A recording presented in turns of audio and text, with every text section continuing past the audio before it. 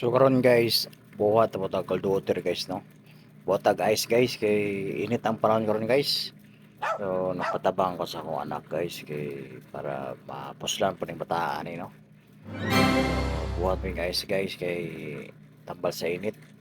So kituyok-tuyok na nagtarong guys. Tuyok-tuyok ko yung nagtarong para di mo yus daghan natong nabuhat guys. Nasa mga 50 kapin guys no, 50 mahigit. So ibutang nato na sa kwan guys, sa kuton nato na dia, ibutang nato na sa atong kwan na, atong freezer guys no. So, hinahinayin nato ng ibutang silalom guys. Sino pa kay guys. Sana Ginating. all.